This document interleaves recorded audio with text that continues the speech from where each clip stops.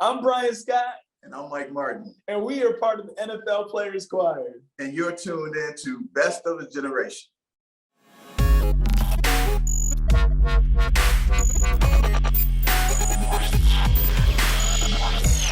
All right, everybody, welcome back to Rolling Out Best of a Generation. I'm Rashad Milligan. Today, we are joined by two very special guests. We have Mr. Brian Scott and Mr. Mike Martin of the NFL Players Choir. Fellas, how are you all doing today?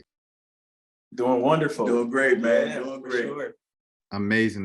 Now, later this week, it depends on whenever someone's watching this video and reading this story, but at some point during the week of the Super Bowl, you all are performing once again at the NFL Honors, and then also the gospel celebration that's done every year before the Super Bowl. I guess just what should people look forward to, and kind of what do you guys look forward to kind of doing this every year? Yeah, well, first starting with the Super Bowl, the Soulful Celebration this year, it's going to be a night full of inspiration and motivation. Our theme this year is Unstoppable. And I really love that theme because, and I keep saying this, everyone that tunes in, whether you're in person, whether you are watching it on television, we are all going through something. And it's something different, right? But hopefully they leave with the theme. Hopefully they leave with a little bit of inspiration to know, just keep going, be unstoppable, because you can get through whatever it is you're going through. So I'm really excited about it. Part of my thing is that I want to make sure that everyone has a good time.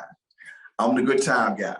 And we're going to have some fun. We're going to bring some excitement to it. And we're just going to keep everything just pumped up to the highest that it can be in that place, man. So that's one of the things I want to make sure that we get out of it, and everyone that's watching get out of it. There has been, I feel, especially after the Fox News, I think it was Laura Ingraham was the one that told LeBron to shut up and dribble. Ever since then, it's kind of been this entire pushback and movement by athletes of like, yes, we do more than dribble and catch footballs. So I guess for you guys, just kind of what part of that like kind of brings pride out of you, to show the world that other side of yourself. Oh, for sure. I mean, every time we get together as a Players Choir, we're showing the world a different side of another talent that we've been blessed with. But also, I think more importantly, there's so many negative just things that hit the news wave about athletes,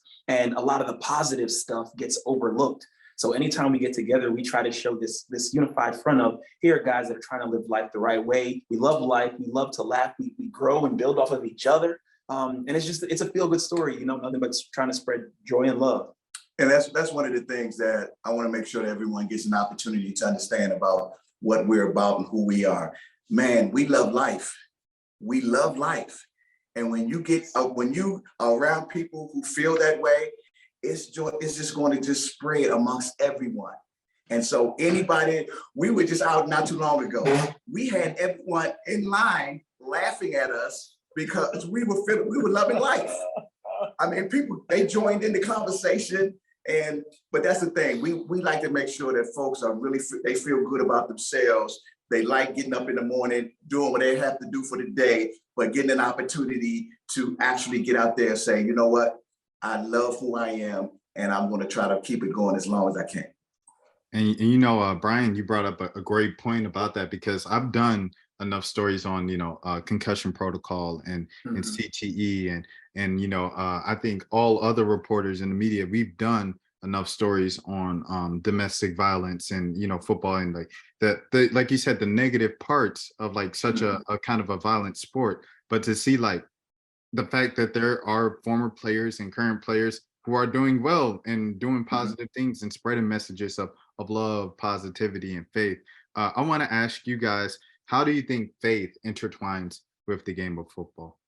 How can you say, how does faith intertwine in the game of life, right? It's all over. You don't just even segment it out. And I'll speak for my personal journey, right? And I'll let Mike speak for his, but I was raised in the church. I started, as little as I can remember, every Sunday we were in church, and there was Bible study and, Bible camp during the summertime. And I sang in the choir as a youth, and I also played the drums. So I grew up loving music, and that's really what kept me close to the church. And And, you know, I always say it was faith before football and faith before anything else.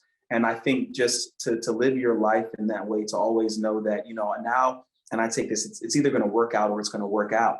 And it's because whatever that plan for me is, it's there, you know, and I try to do the right thing. And again, nobody's perfect. But it just plays a huge part in my life, you know, and I'm very thankful for it. Yeah, when you talk about faith, one of the things that I lost my son 8 years ago. He was 25 years old. He was my best friend.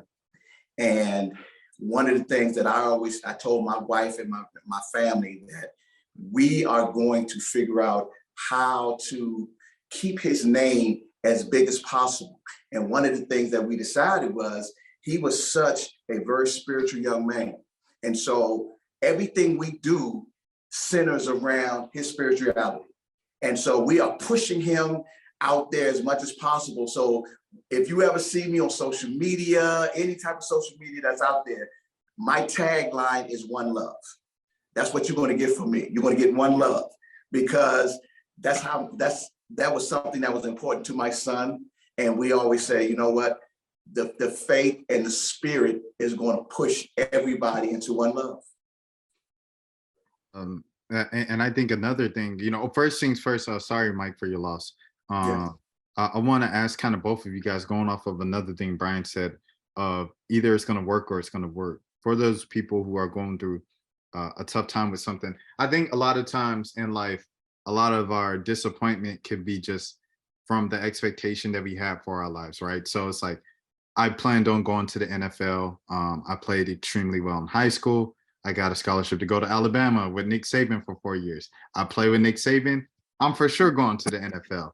It didn't, you know, it doesn't work like that. I'm disappointed and mad at the world now. Or I'm going to raise this beautiful family and things are going to happen and like things just fall apart and you're like, this isn't going according to my plan. That's where a lot of our disappointment as human beings come from in this experience. So with that, either it's going to work or it's going to work. What do you guys have to tell the people who, you know, it didn't go to their expectations and they're disappointed and they're really down on themselves right now? What is your message to all of those people right now? So whenever you go through something, like we're on this journey called life. And in this journey, I don't care what type of driver you are, you're going to hit speed bumps, you're going to hit speed traps, you're going to hit detours, you're going to have to go in an alternate route. Stuff is going to happen. But as long as you keep going, as long as you keep moving, you know, and really when you look back and you think of all of the things that you've been through, okay, so you didn't make it to the NFL. Well, even as an NFL player, I'll tell you, I don't want that to be the highlight of my obituary. So there's still other things and bigger things and more impactful things that I want to do and accomplish in life, right? And yes, you can get hard on yourself, but to keep striving, but as long as you stay dedicated to it and keep going.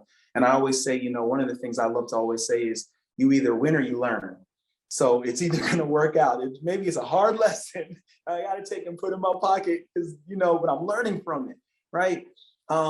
And so that's how I view things, man. And I think being in that mental space, it really has helped me through life because we've all been through some storms, man, where we didn't think we would, you know, sometimes didn't think you would live to see the next morning. But when you're here and if you're able to do it, then that means my race isn't over yet. I'm still going, and that's winning. You know, it's interesting. I talk to a lot of elementary school kids because one of the things I said is that I want to reach them while they're young. I don't want to wait till they're high school, college. I want to reach them at a very young age.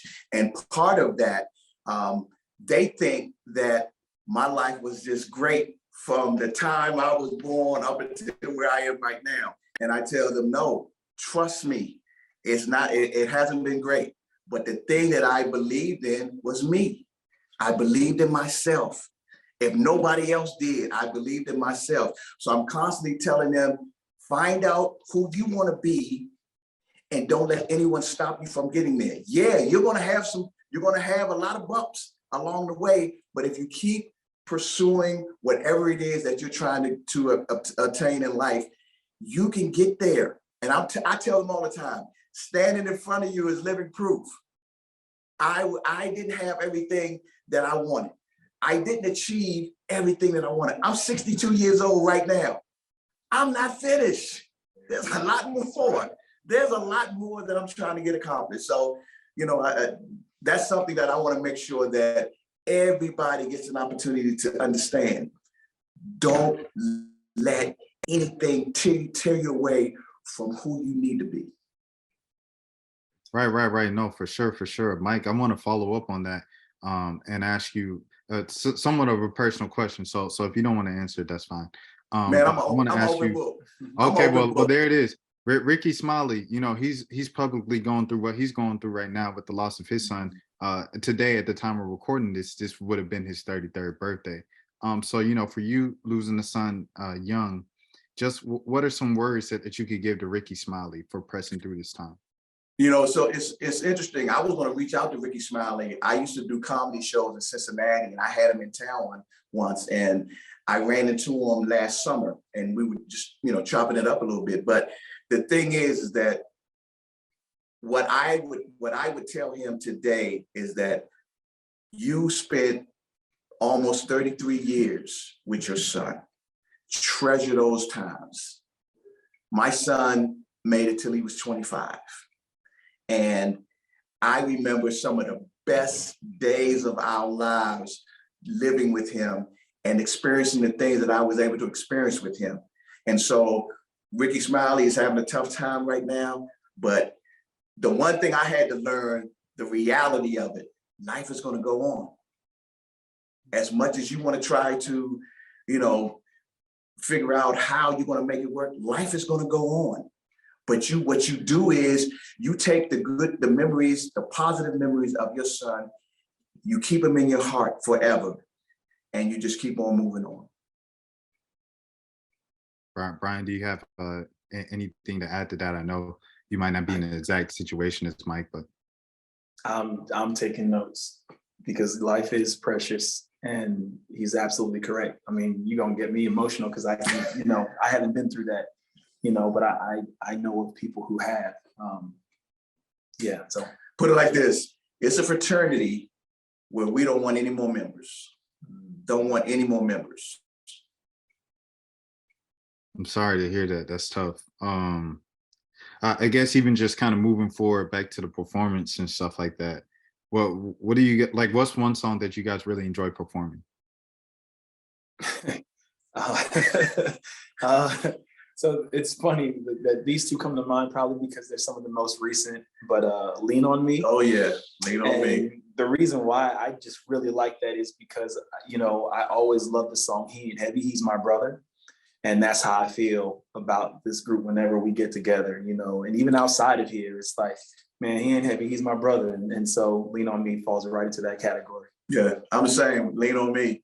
Man, Lean On Me is like, my shoulders can take all you guys. Lean on me, fellas. Lean on me. I got you. You know, and so yeah, when we sing, sometimes when we sing that song, I actually get goosebumps while we sing it. Yeah. It was funny because the prior question, although it was like, you know, very deep moment and stuff like that, you guys like really just encapsulated the meaning of that song. I don't know. I just thought that was kind of funny and ironic. Yeah. Because it seemed like a hard loving, but it all comes back together and all comes back to brotherhood, working together and, you know, leaning on each other as members. No pun intended. I didn't even know I did that. But as members of the team. I want to ask you guys, so like with the choir, right? So it's a group of NFL players. I'm thinking, is everybody just tenors and berries? Like, you know, what is the range here with the choir of nothing but NFL players? I'm about to shout somebody out right now. He's sitting here to our left. Yeah. He's like soprano. He hits all them high notes. Can we get wait, hold on, bring him in the frame. Let me can he do reason? How y'all doing? Stephen Pierce, Cleveland Browns. I hit the high note. Yeah. Oh, okay. Give us a little song. Give us a little song.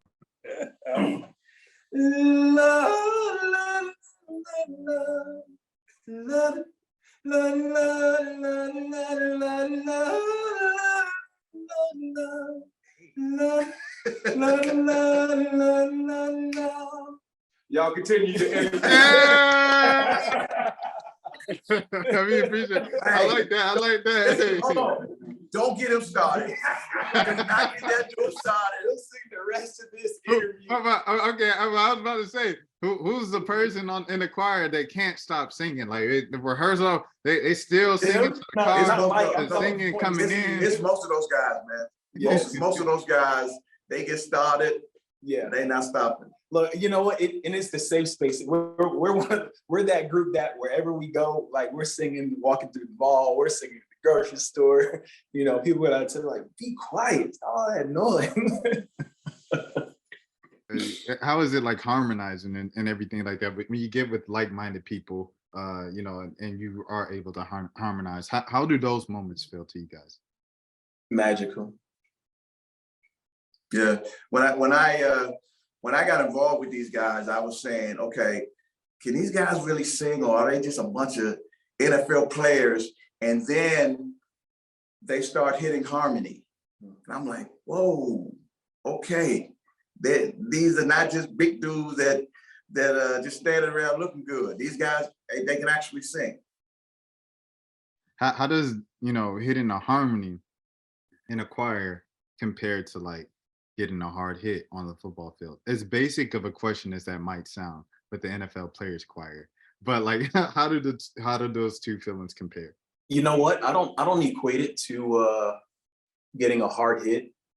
I equate it to the teams meshing, is blending well, right? Every single play on a football field, you need all 11 players to carry out their duty every play, right? And that's where that magic comes in. It's almost like in real time. So after you play a game, you go back on a Monday and you go through film study. And it's a beautiful thing when the coach has the clicker in his hand and he's slowing down them plays and everybody was in the right spot at the right time and a big play happened. That, and you're experiencing that real time because you can hear it. I mean, you can hear when somebody might go off, it's all right. But when everyone's together, you're like, oh, that's it. And you'll get that look from the guy next to you, like, okay, there you go. There you go. I see you. I hear you.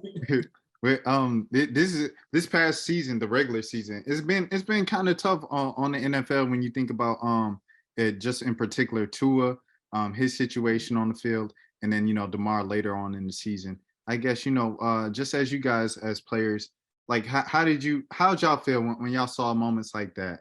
You know, like, is it even a little surprising? Another question, kind of two-parter, because in the NBA, I think it was who was the former coach that said something about it, but a former coach said something about it on Twitter of like, how come we have all this technology, all these advancements, this added staff for physical therapy and everything like that, but we have more injuries than we did back then when all the players played every game of the season and et cetera, et cetera. So in football, are you guys surprised to see the level of injuries that we see now, even with all this technology and training staffs? I'm not surprised because guys are, you see more big guys who are about as fast as smaller guys today. Back, I don't want to say back when I played, but way back then, most of the big guys, that's what they were. They were big guys. They weren't really moving fast. And so so as a receiver, didn't have to worry about no big guy running you down. Now, big guys can run. And so the bigger the guys are and they're hitting you, and, you know, it's like you're running into a wall, but that wall is coming back at you. And so that, I think that's why it doesn't really surprise me, because the players, you know, all the technology, all the things that the guys are doing to get stronger and faster is really making a difference in the league. Yeah, and I think, you know, it's interesting when the basketball coach said that, because everything has changed from back then to now. I mean, back then you weren't training year round. Back then you know, like you see old school videos of guys smoking at halftime, right? Like, oh, I've experienced that. I was playing in that era when they were smoking in going to bathroom, smoking at halftime. And back then it wasn't, you choose a sport at a really young age, and now you become so sport specific, and those repetitive movements over and over and over and over again can still break down the body, right? And because guys, to Mike's point, have gotten bigger, faster, stronger, the collisions are a lot harder. And even though they have these advancements to say, well, helmets are more protective. Well, when you put on a helmet that feels more protective, well, guess what? I feel like I can run through a brick wall with this helmet on, but the brain and the body is not built for that. So no, it's not surprising. Injuries are going to happen. How do you feel when you see somebody go through it? It puts you in a dark spot. There is no guy, like there's a 100% injury rate in the NFL. It is what it is. And I think when you see your brother go through that, obviously, yes, your heart goes out to that because you don't want to see it happen. But it also, me personally speaking, it takes me back to that dark place because I've been knocked out of the game before, and I get up and then I fall back down, right? Due to a concussion. So it just puts you in a spot of like, man, you hate to see that. And all you can do is, you pray for them, you hope for the best, and you're hoping that, yes, as the sport continues, that there's more advancements and technologies that's introduced or smarter ways to do things, But even with that, we still love the game. We still love the game. Brian, I believe you, if I'm not mistaken, you had stints with Buffalo, correct? Yeah. So just how is that entire community and everything like that? I think the world got a glimpse of it this season because A, the Bills are good, but B, because DeMar, like the entire world got around them. So Buffalo specifically. So just how is that Buffalo community and everything like that? The fans? Yeah. So Buffalo is a very tight community. It's a tight knit community, man. It's I had such a good time. I love it. They have a soft spot in my heart. And Buffalo went through a lot this year with the shootings that happened, the DeMar situation. And when it happened, I wasn't in a place to really talk about it. I couldn't. I just physically and mentally, I could not talk about what was going on because it was hitting me in a way, and I was really emotional. And anytime I thought about it, it just put me in that spot. But I just publicly want to give a shout out to the Bills organization because after the incident happened, DeMar's incident, they put out a Zoom link, and it was for all of the Bills alumni, all of the legends.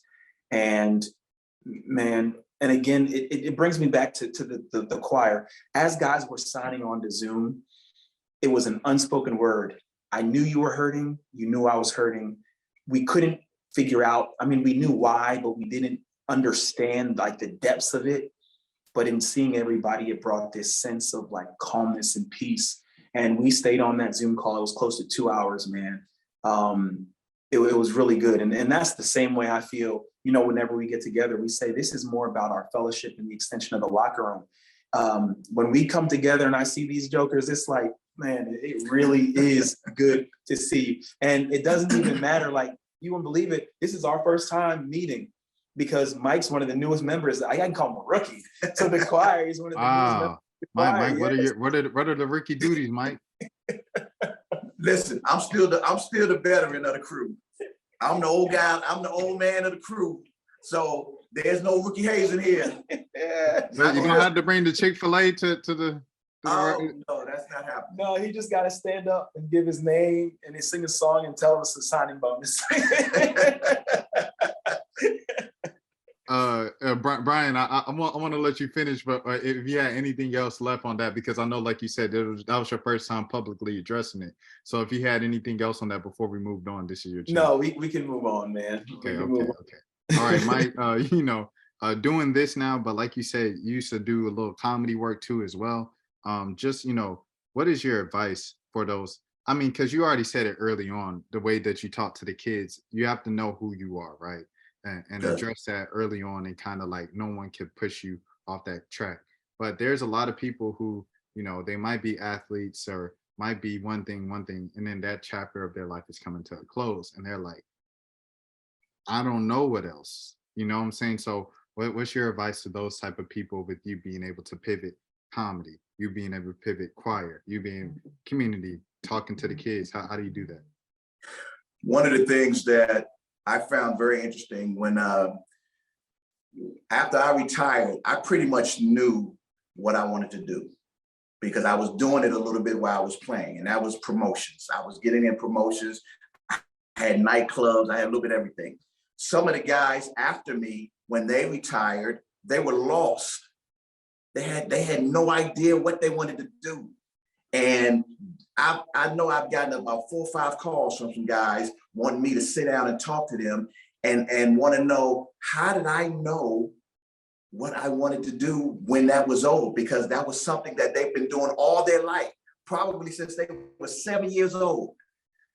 And now you get in your 30s and that part of your life is over. So what do? Half of them had no clue. And my thing was, I said, you have to find a passion. Well, find something else that you're passionate in.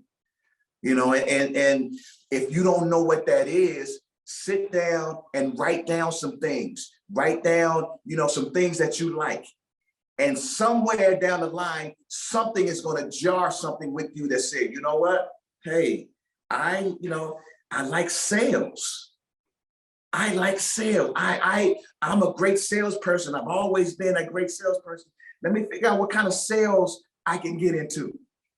But you have to be passionate about it, because then it's not a job. It's not a job. You're just enjoying what you do. It's like football. It's like singing. You know, it's like the promotional stuff that I continue to do, the fitness stuff that we do. It's fun. I enjoy it. I have a smile when I wake up in the morning because I'm not going to work. I'm going to do something that I love. And that's how football was. So anybody that can actually figure out how to transition to find a passion that they had the same way they had with football, they're going to be fine. Brian, any advice on your end? Man, everybody goes through that. I was one of them. I was one of them. Mike hit the nail on the head. I started playing football at the age of 6. I retired when I was in my 30s. And during that period, you go through a grieving period. And people grieve differently in different ways, right? And the most common one is they fall into that state of depression, right? I fell into that state of depression, but my depression was on the active side of things. So I was very active. I was driving my wife crazy at home. She was like, "Oh my, if you don't sit down somewhere." But yes, at some point, you know, to try to say, you know what, let me figure out what's next. And the one thing that I think we all sell ourselves short, I won't say all, a lot of us, after we leave the game of football or the game leaves us, we sell ourselves short, not realizing we have all of the tools we need to be successful in whatever is next. It's just that we kind of get stuck on, well, I did something at such a high level and now I need to start at the bottom of whatever is next, right? But you can't forget everything that you've learned, everything that foundation that you've built. I heard this speaker once say, it's almost like you're building a house. You start with the foundation. So once you build the foundation, even though you're at the top, you're at the ceiling of the basement, if you walk up to that first floor, yeah, you're on the bottom, but you're on the floor of the first floor, right? And you still got everything behind you that you've already built up and continue to grow off of that.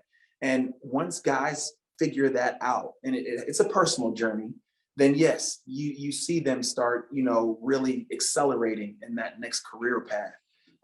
But Mike gets those phone calls, I get those phone calls. There's programs out there to help kind of navigate guys through that journey, because it's not an easy one, and we go through it. That's one thing with the NFL. They do a great job. NFL alumni, they do a great job of supporting guys who are in that transitional period where they don't know exactly what they want to do next, and they help them out a lot. Well, fellas, we appreciate the time so much. Hold on, man, we done? Well, no, I was about to ask y'all if y'all had anything else. What's coming up next? What's going on? You know, like what should people look for? How can people connect with y'all? Yes, well, please follow us if you're on IG. Go to Players Choir. You know, follow us, our updates. Follow the journey. You know, if you're watching this, we're in Phoenix, and we have the Super Bowl Soulful Celebration that's coming up. Tune in, please. Catch us on the NFL. Oh, you did? Did I say that? Something. I don't even know what that is. Catch us on put it like TV. that. Turn on your TV. We got a lot of stuff going. That's right. Turn your TV on, and we got a lot of stuff going on all week.